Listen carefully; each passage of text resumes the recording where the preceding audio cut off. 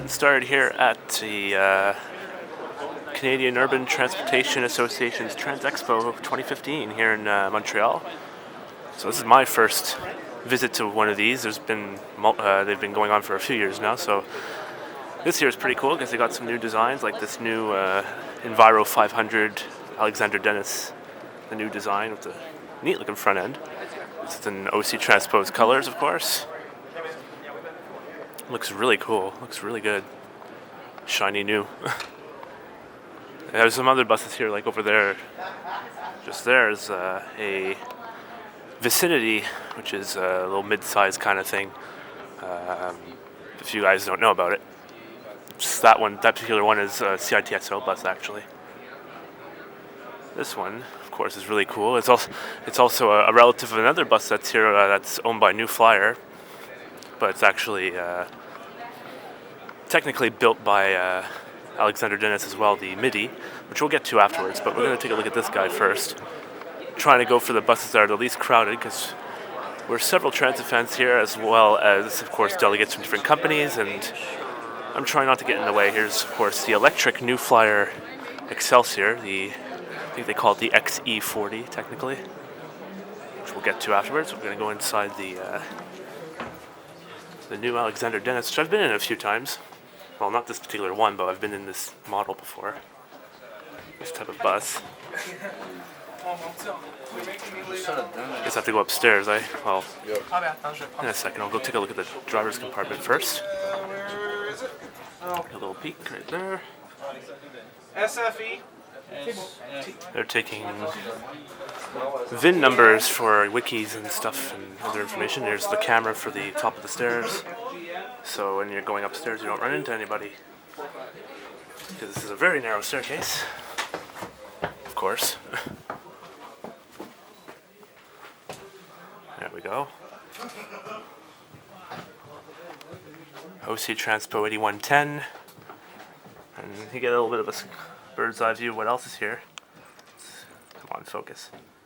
So you have the electric New Flyer, you have the MIDI, the electric Nova bus, which we will get to, of course. Because what would it be? This wouldn't be the Nova bus fan without a Nova bus. Really cool. Oops, sorry. There's one of the signs. You can see me in it. Everyone's going to come upstairs, and I'm going to go downstairs. So, sorry. As you can tell, it's already crowding here. The convention just opened not too long ago. Once again, our look here on track 2018 because of them redoing the transitway into an extension of the O train, technically, which I actually mentioned when I went to Ottawa earlier this year, I believe. If I haven't, then now I have. Anyway, that's the Alexander Dennis. We'll get to the next bus right away. Get an outside look of the electric Nova bus LFS, which will be running for this particular one will be running for the STM in a little while. I would go inside, but there's a whole bunch of people from the STM on board right now, so I will not be going on right now because there's a bunch of people. At first glance, it looks like a hybrid, until you see the little heightened part there, which is quite a bit different than the hybrids. It's about the same height as a hybrid bus, like the ones that we've been seeing popping up in Quebec. Very nice, though. I like the polished wheels. I would say polished aluminum, but I don't think they're aluminum. I think they are steel, although that might, I mean, stainless steel is possible, but actually it might be more likely that it's aluminum. Otherwise, it looks pretty much like any other Nova bus, but the propulsion is quite a bit different. In fact, if there's any people back there, we can take a look at the motor compartment, not engine compartment. Yeah, there's some people from Nova bus here, or from other companies. There you go. That's the power plant. They could actually be technically having this bus running right now, technically, although it's dead quiet, of course. I have some more stuff on the table there, which I'm going to have to go and look at in a second. Very cool. So this will be running with the STM in not too long. You have Prevo's booth right next door. I guess we can go on board this. There doesn't seem to be anyone in here. Prevo commuter spec. Yeah, empty. Empty as can be. This is the commuter spec Mirage X345 with the commuter doors, as we saw. If you've ever been to New York, or if you are from New York, then you have a bunch of these. They've been showing, a couple of them have been showing up in Quebec recently with that door, including one that used to belong to New York that's been running with Blus Chambly-Richelieu for a few years. And Sorel got one, I believe, so just some little news, I guess. Driver compartment. Hasn't really changed over the years. Maybe a little bit more modern in places, of course, because, you know, it's 2015. There you go, they have the grab loop things up there. So it's definitely more commuter focused. Cool. Pretty soon we'll get a look inside the electric Nova bus. For now, we'll move on to another bus. Alright, let's check out our first electric bus. The XE40 Excelsior. I've been in these buses a few times. We have a few in the Montreal area, but not many because, well, unfortunately, Nova Bus has sort of a monopoly. That could be a good thing, could be a bad thing too, but, you know, depends on who you ask. I do hear a bit of a sound, so it might be technically running. Otherwise, it looks like any other new Flyer Excelsior that I've been in. But it's pretty cool. Squeaky floors are all new. I think that the vehicle is running though, because there's like a bit of a whistle coming here. Noticed, I haven't been on an Excelsior for a while, but I seem to remember there being like a vent here. Maybe they got rid of it because they don't have a diesel motor. Don't remember how that might work. If that makes sense though. There's your fare box, which, so I guess it's been on demo. I don't know if it's been on demo with a specific company, but in case they need it, I guess. Here's the charging system that's actually on the roof of this bus, which is extended up top too, which I'll show in a second. They're just demoing it. Cool. So it's basically similar to what the electric Nova bus's charging system is, very similar to this too. Yeah, so that's how it charges. It basically stops at a charging station and picks up some energy. If you are familiar with the Proterra electric bus, they do a very similar thing. I think people are trying to catch up with them, and in fact, like a pantograph, like on a train. In fact, that's what it appears to be called, a pantograph. It does look like one. I think it would be one. New Flyer. Need to see more of you in Quebec. I'd like that. Zero emissions. There's the actual working one on top of the bus. Very cool. I wonder what the kind of range these things have before they have to charge. On board another small bus. I haven't been in the MIDI yet, and the LFS electric is packed still. So go over to the other end of the convention center, and we have the BYD bus, which is another electric bus. I'm wondering if this is the K9, similar to the one that Montreal tested last year, if I'm not mistaken. Little camera view. Very small bus. It's like 30 feet long, I think. 25 to 30 feet long. And fully electric, as far as I'm aware. BYD, I like that badge. There we go. Bike rack on the front. It's been in use with Vicinity apparently. Here's their big Pantograph thing here. So they have like an engine bay of sorts. Yep. Yeah, definitely an electric bus. It's running. So that's all the noise it makes, man. That's what I like about these electric buses. They're very, very quiet. Anyway, very cool. Very neat little bus. They're all really neat, though. Just different technology, different manufacturers that we're not used to seeing here. So very cool. It's finally empty, the electric Nova bus. There's actually only a couple people in here now, here and there, including myself.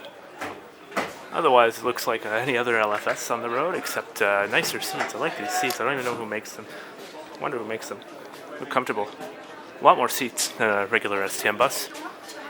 Definitely a demo. Walk around the electric bus. Take a look at the driver's compartment, as usual, very similar to any LFS, except the screen here. It's a bit different. showing efficiency of the electric motor, I guess. Only has 48 miles. This thing's brand new. Focus.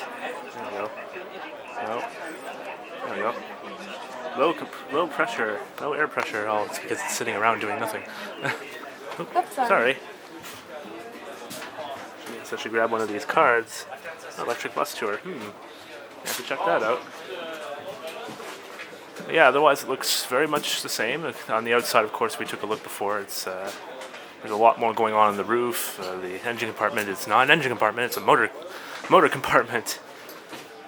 But yeah, again, I'm wondering how much range these electric buses are going to have between the new Flyer and. Oops, I'm out of focus. I'm sorry, guys. Between the new Flyer and the Nova bus, I wonder who's going to be better with the range. I guess we'll have to wait and see. Maybe I'll just ask and I'll put a caption or something. Go back out the front. Merci, bonne journée. Getting out a bus into a convention center. How about that? There you go. Building electromobility. Bâtir l'électromobilité. Right on. So this will be in service, I believe, next year with the STM on the 36 Monk route, if I'm not mistaken. So LaSalle Garage will have it. Cool. That's an STM livery kind of thing going on. Time for the MIDI, finally. Gotta wait until all the companies have gone through and did their thing. Driver compartment, very similar to the Enviro 500. As mentioned earlier, this is basically an Alexander Dennis bus that's been branded by New Flyer. These seats are comfortable. Thick padding. Someone's coat back here. Probably belongs to whoever's with New Flyer that's got this bus for some reason. Not bad looking. I haven't ridden one of these yet. It's actually the first time I get on one of these. But there's a couple of companies around Montreal that have some of these, including Sorel. So I see them daily at the Longueuil metro station because I go to school down the street. So there you go. Yeah, built to rely on. Is it okay here? Built by New Flyer technically, although I believe they're also imported. Non, c'est bon, merci. Asking for a coffee, I've had enough of that. Even though I am kind of tired. This bus is played for Arizona. And what is it doing here? Maybe it belongs to an Arizona Transit Authority, although I don't think so. I don't remember them having a factory in Arizona, unless I'm wrong. The Dorado Easy Rider. These are one of the first, they were the first company to bring out a mid-sized bus, as we've seen a couple of them, the MIDI and the Vicinity. Or you will see the Vicinity, rather. Actually, that's in the future for you, but it's in the past for me, because I almost forgot to film this bus. So it's going to go before you see the Vicinity. But yeah, they're bad actually. They don't look too bad. They have the nice seats that I like that you see we see in the RTL's buses in the last few years. Once again, a tiny bus is about a 35-footer, I believe. Longer than the Vicinity, that's for sure. The Vicinity's tiny.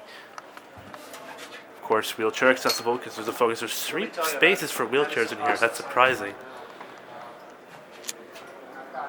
Yeah, why not? This bus is more accessible than a Nova bus in Montreal with only 1 spot. Go figure. Very cool. Neat looking bus. I like that the padding's everywhere on the. I know it's just because it's a demo, and probably the only reason why there's like the fabric stuff on the walls and everything that's on the seats as well. But usually it would only be on the seats. I could be wrong. Maybe some transit authorities like that, but it doesn't seem like something that every transit authority would go for. We'll take a look outside. I'm sure you guys from the States or from other parts of Canada know what these buses look like, because you guys have them in your transit authorities. They're quite common in the States as far as I'm concerned, and a bunch of Ontario authorities have them too. They have the backup lights on, even though it's not in reverse. There you go. Rear sign's not working. I don't think the side one was either, but the front is. Again, this one has like a Cummins ISB engine, like the MIDI and the Vicinity. That's pretty much standard for this bus, for this length of bus. Kind of a Nova bus copy with the curved front, but not really. They've been around since I think 2003. I think that's what the guy told me. Anyway, I'm rambling now. It's enough. to the next bus then, to the Vicinity. That would be the last one. Finally, after way too long, the Vicinity is virtually empty, so let's take a look at it. So this is being borrowed from CITSO, Transdev 6017, by the fleet number up there. Let's take a look. Finally. There's our little driver's compartment where I was getting shot to death by cameras. I sit there for one shot from my friend, and then all the other guys from transifan.com come in like, oh, I want to take a picture of you now. So I got kind of shot to death, but that's okay. This thing is small. It's amazing how small these little mid-sized buses are. This is like 30 feet long. It's really cool. It's really crazy. It's cool. It's crazy. It's weird. It's yeah. I don't know what the reliability is like on these things, although I've heard electrical problems might be a thing. Too bad. Fun fact, by the way, illuminator sign might as well be an accent sign. They're the same company. You're gonna take another picture of me, voyons. I'm out of here. Try to film a video. Take another look around. I think I showed it before though, but so you can read that. Pause. Maybe take a little read. Has a Cummins ISB engine with a ZF transmission. I believe it's a 4-speed automatic. I don't think it's a 6. Interesting configuration. You have the engine here, and the transmission is mounted laterally. It's not like under the bus going to the front. Because it is real. Like most buses, they should be rear-wheel drive. I mean, of course, but. Yeah, I mean, you think of the way the transmission is mounted usually in a vehicle. It's not usually like that, so it's weird to see it that way. Even though I'm a bus fan, I should know this. Anyway, that would be it, I guess. That's the last bus that I needed to film. Actually, yeah, that's the last bus I needed to film here at the Trans-Expo. Cool little trade show here. Not part of the trade, but very much a fan of it. So that's it. That's all. From CUTA 2015 or Trans-Expo 2015.